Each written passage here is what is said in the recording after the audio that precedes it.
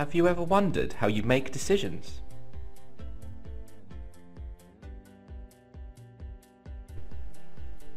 You would like to think that we weigh up the options and arrive at a logical conclusion. But every day we make countless decisions without even thinking or realising it.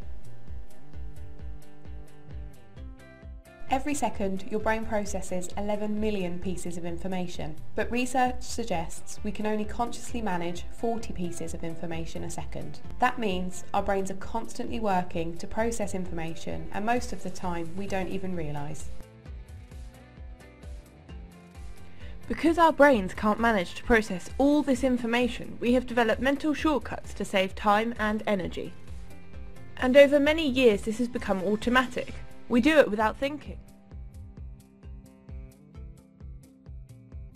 Hundreds of years ago we learnt to recognise danger as something different or unusual.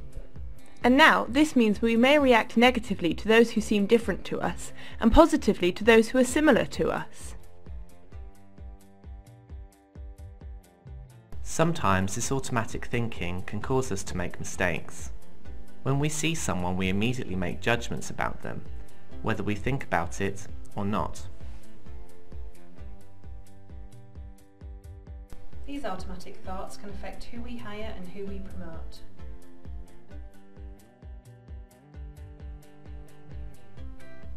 It is important to recognise that everyone has these biases.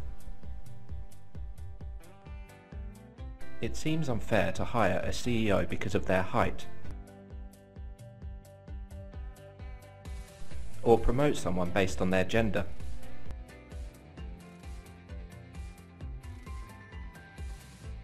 But all these things do happen without us realising that we are doing them.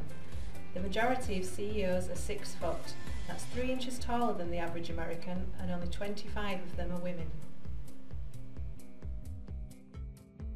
The good news is that challenging unconscious bias is as simple as raising awareness and taking a more mindful approach when making key decisions. We want you to become aware of your own unconscious bias so that you can recognise the effect on others and take steps to tackle this in your workplace.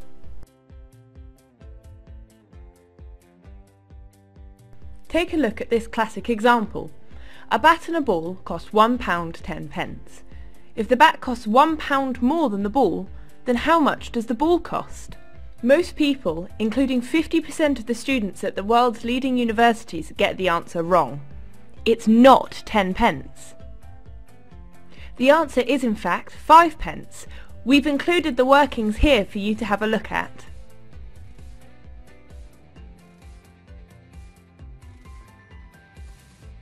A lot of us choose 10p without thinking.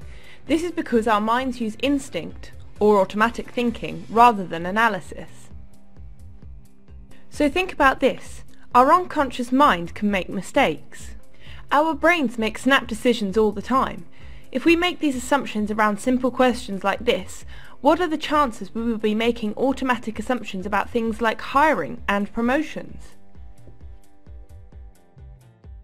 What if our unconscious bias determines how we behave around others and who we give a fair performance review to? Unconscious biases influence our actions even though we don't notice them. Challenge your thinking and you might discover some of your own biases.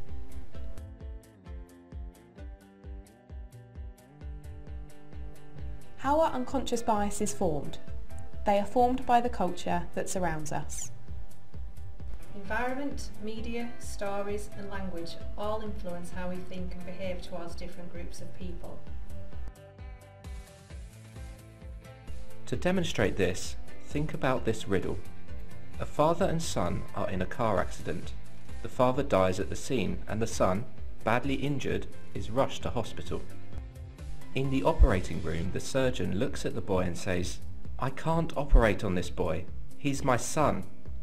How can this be? If you are feeling confused, it is because on hearing the word surgeon, your mind has thought male. A glitch in your brain prevented you from realising the surgeon could be the boy's mother. About 40% of people make this mistake, so you are not alone, but this is a prejudice and can mean your assumption is wrong. Whether hiring, promoting, or building relationships, cognitive biases can lurk in the back of your mind. Research shows there are around 150 cognitive biases. Today we are going to focus on just 4 of them. Confirmation bias, affinity bias, availability heuristic, and the bandwagon effect are all particularly important in the workplace. This bias is the tendency to favour information that confirms your pre-existing beliefs. People display this bias when they remember information selectively or when they interpret information in a way that supports their beliefs. For example, if you met a French person who loves croissants, you would think how typical it was, yet if you meet someone from Paris who hates croissants, you would think it was just a coincidence that will soon be forgotten, right? This bias is the tendency to get along with and often prefer others who are like us. It is easier to socialise and spend time with others who have similar backgrounds or experiences to us. It requires more effort to understand and bridge differences. For example, if someone went to the same school or has similar hobbies, we are more likely to get on with them. However, this can cloud our decision about which individuals are best for the business and may result in fewer diverse employees, which means less creative views and approaches to work. The availability heuristic is a mental shortcut that recalls immediate examples when you are thinking about a specific topic. The availability heuristic operates on the notion that if something can be recalled, it must be important, or at least more important than the alternative solutions which are not as readily remembered. For example, many of us will have learned the spelling rule I before E except after C. The rule works for most words like believe. But some words don't follow the rule, like neighbour and glacier. But when we go to spell words like neighbour, our brains automatically recount the rhyme, causing us to make mistakes. The bandwagon effect is a psychological phenomenon in which people do something primarily because other people are doing it, regardless of their own beliefs, which they may ignore or override. For example, when you are choosing between 2 restaurants which are very similar and you don't know anything about them, you will naturally be drawn to the one which has more people sitting in it.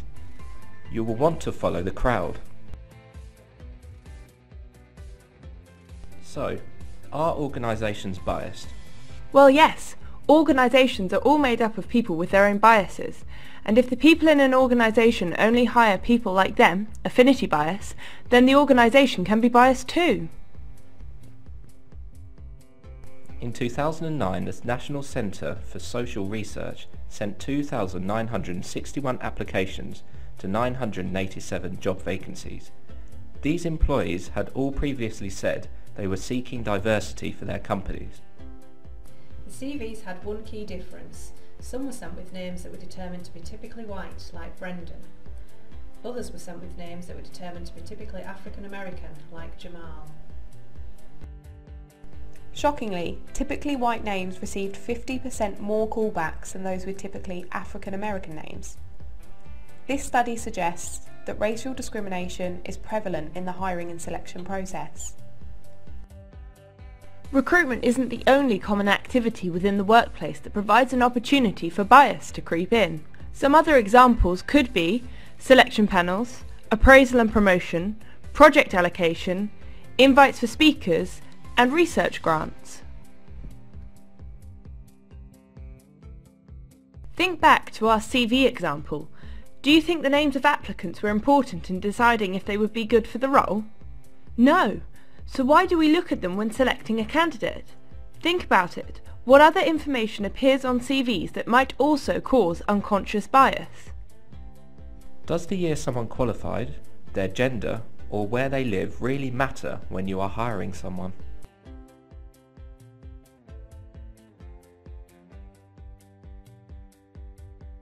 You would never consciously exclude someone from the interview process because of their name, sex or age, but we know, thanks to scientific research, that you might do so unconsciously.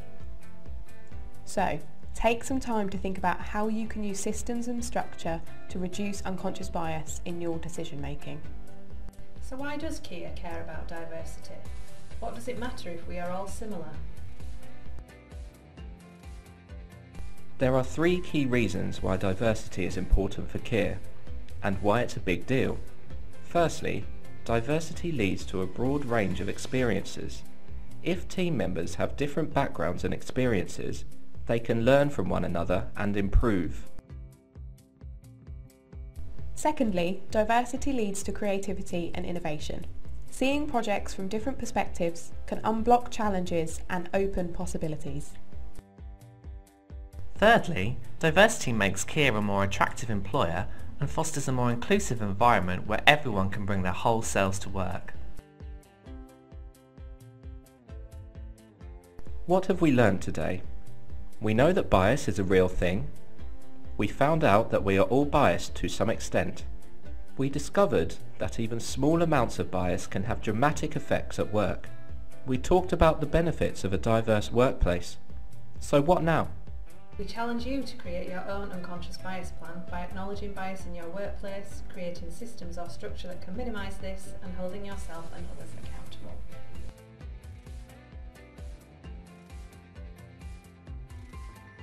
Thank you for listening. We hope you enjoyed the course.